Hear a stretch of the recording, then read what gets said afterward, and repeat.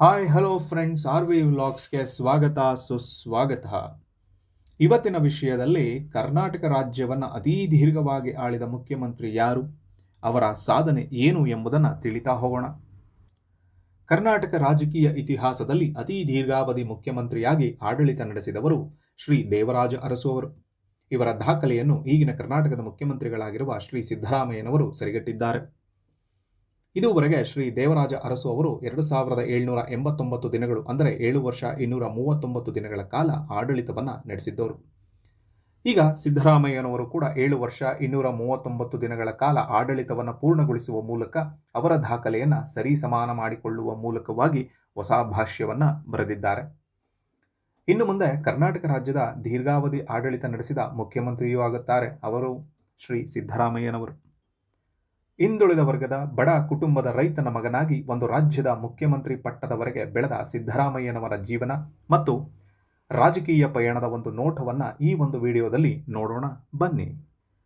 ಕರ್ನಾಟಕ ರಾಜಕೀಯದಲ್ಲಿ ಸಾಮಾಜಿಕ ನ್ಯಾಯ ಎಂಬ ಪದ ಉಚ್ಚರಿಸಿದಾಗ ನಮಗೆ ತಕ್ಷಣವೇ ನೆನಪಾಗುವ ಒಂದು ಹೆಸರು ಶ್ರೀ ದೇವರಾಜ ಅರಸು. ನಂತರ ನೆನಪಾಗುವ ಹೆಸರೇ ಇಂದಿನ ಮುಖ್ಯಮಂತ್ರಿಗಳಾಗಿರುವ ಶ್ರೀ ಸಿದ್ದರಾಮಯ್ಯನವರು. ಇಂತಹ ಸಿದ್ದರಾಮಯ್ಯನವರ ಸಂಕ್ಷಿಪ್ತವಾದ ಹಿನ್ನೆಲೆಯನ್ನು ತಿಳಿಯೋಣ ಬನ್ನಿ. ಸಿದ್ದರಾಮಯ್ಯನವರು ಮೈಸೂರು ಜಿಲ್ಲೆಯ ವರುಣಾ ಕ್ಷೇತ್ರದ ಸಿದ್ದರಾಮನ ಉಂಡಿಯಲ್ಲಿ 1948 ಆಗಸ್ಟ್ 3ರಂದು ಜನಿಸ್ತಾರೆ.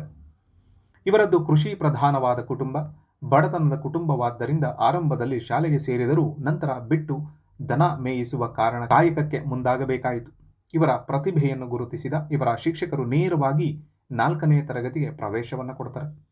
ಇಲ್ಲಿಯೇ ತಮ್ಮ ಪ್ರಾಥಮಿಕ ಶಿಕ್ಷಣವನ್ನು ಮುಗಿಸಿ ಮುಂದಿನ ವಿದ್ಯಾಭ್ಯಾಸಕ್ಕಾಗಿ ಮೈಸೂರಿಗೆ ಬಂದು ಯುವರಾಜ ಕಾಲೇಜಿನಲ್ಲಿ BSc ಪದವಿಯನ್ನು ಮುಗಿಸ್ತಾರೆ. ನಂತರ ಮನೆಯವರ ಒತ್ತಾಸೆಯ ವಿರುದ್ಧವಾಗಿಯೂ ಕಾನೂನು ವ್ಯಾಸಂಗಕ್ಕೆಂದು ಶಾರದಾ ವಿಲಾಸ ಕಾಲೇಜು ಸೇರಿ ಕಾನೂನು ಪದವಿಯನ್ನು ಪಡೆದುಕೊಳ್ಳುತ್ತಾರೆ. ನಂತರ ವಕೀಲಿ ವೃತ್ತಿಯನ್ನು ಪ್ರಾರಂಭಿಸಿದ ಇವರು ಪ್ರೊಫೆಸರ್ PM ಚಿಕ್ಕವೀರಯ್ಯ ಅವರ ಬಳಿ ವಕೀಲಿ ಅಭ್ಯಾಸ ಮಾಡಲು ಮುಂದಾಗ್ತಾರೆ. ಇಲ್ಲಿಂದ ತಾವೇ ನಾಯಕತ್ವ ಗುಣವನ್ನು ಬೆಳೆಸಿಕೊಳ್ಳುವಲ್ಲಿ ಮುಂದಾಗ್ತಾ ಹೋಗ್ತಾರೆ. ಜೊತೆಗೆ ಸಾರ್ವಜನಿಕ ಜೀವನಕ್ಕೂ ತಮ್ಮನ್ನು ತಾವು ತೆರೆದುಕೊಳ್ತಾ ಹೋಗ್ತಾರೆ. ಸಾರ್ವಜನಿಕ ಜೀವನಕ್ಕೆ ಬರಬೇಕಾದರೆ ರಾಜಕೀಯ ಪ್ರವೇಶವೇ ಮಾರ್ಗ ಎಂದು ತಿಳಿಯುತ್ತಾರೆ. ರಾಜಕೀಯ ಸ್ವಾತಂತ್ರ್ಯದ ಜೊತೆಯಲ್ಲಿ ಸಾಮಾಜಿಕ ಮತ್ತು ಆರ್ಥಿಕ ಸ್ವಾತಂತ್ರ್ಯ ನೀಡಿದರೆ ಮಾತ್ರ ನೈಜ ಪ್ರಜಾಪ್ರಭುತ್ವದ ಸ್ಥಾಪನೆ ಸಾಧ್ಯ ಎಂಬ ಸಂವಿಧಾನ ಶಿಲ್ಪಿ ಬಾಬಾ ಸಾಹೇಬ್ ಡಾಕ್ಟರ್ ಅಂಬೇಡ್ಕರ್ ಅವರ ಆಶಯ ನನ್ನದು ಎನ್ನುವ ಸಿದ್ದರಾಮಯ್ಯನವರಿಗೆ ಸಾಮಾಜಿಕ ನ್ಯಾಯದ ಬೀಜ ಮೊಳಕೆಯೊಡೆಯಲು ಕಾರಣರಾದವರು ಲೋಹಿಯಾ ಅವರು. ಸಾಮಾಜಿಕ ನ್ಯಾಯವನ್ನು ಸಮಾಜದಲ್ಲಿ ತರಬೇಕಾದರೆ ರಾಜಕೀಯವೇ ಒಂದು ವೇದಿಕೆ ಎಂದು ರಾಜಕೀಯ ರಂಗಕ್ಕೆ ಅಧಿಕೃತವಾಗಿ 1978ರಲ್ಲಿ ಪ್ರವೇಶವನ್ನು ಪಡೆದುಕೊಳ್ಳುತ್ತಾರೆ. ಮೊದಲಿಗೆ ತಾಲೂಕು ಅಭಿವೃದ್ಧಿ ಮಂಡಳಿ ಸದಸ್ಯರಾಗುವುದರ ಜೊತೆಗೆ ರೈತ ಚಳುವಳಿಯ ಮುಂಚೂಣಿ ನಾಯಕರಾದ ಪ್ರೊಫೆಸರ್ ನಂಜುಂಡಸ್ವಾಮಿಯವರ ಪ್ರಭಾವಕ್ಕೂ ಒಳಗಾಗ್ತಾರೆ. ಇದಾದ ನಂತರ 1980ರಲ್ಲಿ ಮೈಸೂರು ಲೋಕಸಭಾ ಕ್ಷೇತ್ರದಿಂದ ಚುನಾವಣೆಗೆ ಇಳಿತಾರೆ. ಅದರಲ್ಲಿ ಸೋಲನ್ನು ಕಾಣ್ತಾರೆ. ನಂತರ 1983ರಲ್ಲಿ ಲೋಕದಳದ ಟಿಕೆಟ್ನಿಂದ ಮೈಸೂರಿನ ಚಾಮುಂಡೇಶ್ವರಿ ಕ್ಷೇತ್ರದಿಂದ ಗೆದ್ದು ಮೊದಲ ಬಾರಿ ವಿಧಾನಸಭೆಯನ್ನು ಪ್ರವೇಶವನ್ನು ಪಡೀತಾರೆ. ಇದೇ ಸಂದರ್ಭದಲ್ಲಿ ರಾಮಕೃಷ್ಣ ಹೆಗಡೆ ಸರ್ಕಾರಕ್ಕೆ ಬಹುಮತವಿಲ್ಲದಿದ್ದಾಗ ಸರ್ಕಾರಕ್ಕೆ ಬೆಂಬಲ ಸೂಚಿಸುವುದರೊಂದಿಗೆ ಮೊದಲ ಬಾರಿಗೆ ಕನ್ನಡ ಕಾವಲು ಸಮಿತಿಯ ಅಧ್ಯಕ್ಷರಾಗಿಯೂ ಕಾರ್ಯವನ್ನು ನಿರ್ವಹಿಸ್ತಾ ಹೋಗ್ತಾರೆ. 1989ರಲ್ಲಿ ಜನತಾ ಪಕ್ಷ ಇಬ್ಬಾಗವಾಗಿ ಜನತಾದಳವನ್ನು ಅಪ್ಪಿಕೊಳ್ತಾರೆ. ನಂತರ 1991ರಲ್ಲಿ ಕೊಪ್ಪಳ ಲೋಕಸಭಾ ಕ್ಷೇತ್ರಕ್ಕೆ ಸ್ಪರ್ಧೆಯನ್ನು ಮಾಡ್ತಾರೆ. ಅಲ್ಲೂ ಸೋಲನ್ನು ಕಾಣ್ತಾರೆ. 1994ರಲ್ಲಿ ನಡೆದ ರಾಜ್ಯ ಚುನಾವಣೆಯಲ್ಲಿ ಮತ್ತೆ ಗೆದ್ದು ರಾಜ್ಯದ ಮೊದಲ ಹಣಕಾಸು ಸಚಿವರಾಗಿ ತಮ್ಮ ಕೆಲಸವನ್ನು ನಿರ್ವಹಿಸ್ತಾ ಹೋಗ್ತಾರೆ. 1996ರಲ್ಲಿ JH ಪಟೇಲರ ಸರ್ಕಾರದಲ್ಲಿ ಉಪಮುಖ್ಯಮಂತ್ರಿಯೂ ಮೊದಲ ಬಾರಿಗೆ ಆಗ್ತಾರೆ. 1999ರಲ್ಲಿ ಜನತಾದಳ ಇಬ್ಬಾಗವಾದಾಗ HD ದೇವೇಗೌಡರವರ ಬಣದೊಂದಿಗೆ ಗುರುತಿಸಿಕೊಳ್ಳುತ್ತಾರೆ. ಅದರೊಂದಿಗೆ ಜನತಾದಳದ ರಾಜ್ಯಾಧ್ಯಕ್ಷರು ಕೂಡ ಆಗುತ್ತಾರೆ. ನಂತರ 2004ರಲ್ಲಿ JDS ಮತ್ತು ಕಾಂಗ್ರೆಸ್ ಸಮ್ಮಿಶ್ರ ಸರ್ಕಾರದಲ್ಲಿ ಮತ್ತೆ ಉಪಮುಖ್ಯಮಂತ್ರಿ ಮತ್ತೆ ಹಣಕಾಸು ಸಚಿವರಾಗಿ ಕೆಲಸವನ್ನು ನಿರ್ವಹಿಸ್ತಾ ಹೋಗ್ತಾರೆ. 2005ರಲ್ಲಿ HD ದೇವೇಗೌಡರೊಂದಿಗಿನ ಭಿನ್ನಾಭಿಪ್ರಾಯದಿಂದ JDSನಿಂದ ಸಿದ್ದರಾಮಯ್ಯರನ್ನು ಹೊರಹಾಕಲಾಗುತ್ತದೆ. ನಂತರ ಪ್ರಾದೇಶಿಕ ಪಕ್ಷ ಸಂಘಟನೆಗೆ ತೊಡಗಲು ಇವರು ಬಯಸ್ತಾರೆ. ಅದು ಸಾಧ್ಯವಾಗದೆ 2006ರಲ್ಲಿ ಸೋನಿಯಾ ಗಾಂಧಿಯವರ ಸಮ್ಮುಖದಲ್ಲಿ ಕಾಂಗ್ರೆಸ್ ಪಕ್ಷವನ್ನು ಸೇರ್ಪಡೆಯಾಗ್ತಾರೆ. ಇದರಿಂದ 2006ರಲ್ಲಿ ನಡೆದ ಚಾಮುಂಡೇಶ್ವರಿ ಕ್ಷೇತ್ರದ ಉಪಚುನಾವಣೆಯಲ್ಲಿ 257 ಮತಗಳಿಂದ ಗೆದ್ದು ತಮ್ಮ ರಾಜಕೀಯ ಇತಿಹಾಸದ ದಿಕ್ಕನ್ನೇ ಬದಲಿಸಿಕೊಳ್ತಾರೆ. 2008ರ ಚುನಾವಣೆಯಲ್ಲಿ ವರುಣಾ ಕ್ಷೇತ್ರದಿಂದ ಗೆದ್ದು ವಿರೋಧ ಪಕ್ಷದ ನಾಯಕರಾಗ್ತಾರೆ. ಇದೇ ಸಂದರ್ಭದಲ್ಲಿ ರೆಡ್ಡಿ ಸಹೋದರರ ವಿರುದ್ಧ ಬಳ್ಳಾರಿ ಪಾದಯಾತ್ರೆಯ ಸವಾಲು ಹಾಕಿ ರಾಜ್ಯದ ಜನರ ಗಮನವನ್ನು ಸೆಳೀತಾರೆ. 2013ರಲ್ಲಿ ನಡೆದ ಸಾರ್ವತ್ರಿಕ ಚುನಾವಣೆಯಲ್ಲಿ ಗೆದ್ದು ಕರ್ನಾಟಕ ರಾಜ್ಯದ ಮುಖ್ಯಮಂತ್ರಿಯಾಗ್ತಾರೆ.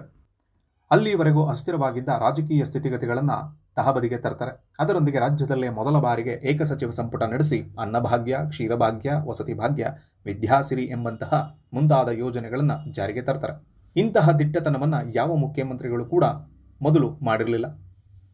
ಜೊತೆಗೆ ತಮ್ಮ ಪ್ರಣಾಳಿಕೆಯಲ್ಲಿ ಕೊಟ್ಟ ಅಂಶಗಳನ್ನು ಪೂರೈಸಿ ನುಡಿದಂತೆ ನಡೆದಿದ್ದೇವೆ ಎಂಬ ಘೋಷವಾಕ್ಯವನ್ನು ನೀಡುತ್ತಾರೆ.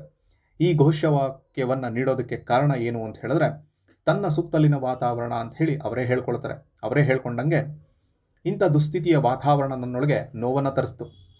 ಸಿಟ್ಟನ್ನು ಹುಟ್ಟಿಸದೇ ಹೋಗಿದ್ದರೆ ಬಹುಶಃ ನಾನು ರಾಜಕೀಯಕ್ಕೆ ಬರ್ತಿರ್ಲಿಲ್ವೇನೋ ಎಂಬ ಮಾತುಗಳನ್ನಾಡುತ್ತಾರೆ. ಇದಕ್ಕೆಲ್ಲ ಪ್ರೇರಣೆಯಾದವರೆಂದರೆ ಲೋಹಿಯಾ, ಅಂಬೇಡ್ಕರ್, ಗಾಂಧಿ ಚಿಂತನೆಗಳು ನಂಜುಂಡಸ್ವಾಮಿಯವರ ಪ್ರೇರಣೆಯೇ ಅಂತ ಹೇಳ್ಕೊಳ್ತಾರೆ. 2018ರಲ್ಲಿ ಚುನಾವಣೆಯಲ್ಲಿ ಪಕ್ಷ ಅಧಿಕಾರಕ್ಕೆ ಬರಲಿಲ್ಲ. ವಿರೋಧ ಪಕ್ಷದ ನಾಯಕರಾಗಿಯೂ ಕೆಲಸ ಮಾಡಿ 2023ರ ಚುನಾವಣೆಯಲ್ಲಿ ಪಕ್ಷವನ್ನು ಅಧಿಕಾರಕ್ಕೆ ತರುವುದರೊಂದಿಗೆ ಮತ್ತೊಮ್ಮೆ ಮುಖ್ಯಮಂತ್ರಿ ಪದವಿಗೆ ಹೇರಿ ರಾಜ್ಯದ ಜನರಿಗೆ 5 ಉಚಿತಗಳನ್ನು ಕೊಡುವ ಮೂಲಕ ಆಡಳಿತವನ್ನು ನಡೆಸ್ತಾ ಹೋಗ್ತಾ ಇದ್ದಾರೆ. ರಾಜ್ಯದ ಇತಿಹಾಸದಲ್ಲಿ ಅತಿ ಹೆಚ್ಚು ಬಜೆಟ್ ಮಂಡಿಸಿದ ಕೀರ್ತಿಗೂ ಸಿದ್ದರಾಮಯ್ಯನವರು ಪಾತ್ರರಾಗಿದ್ದಾರೆ.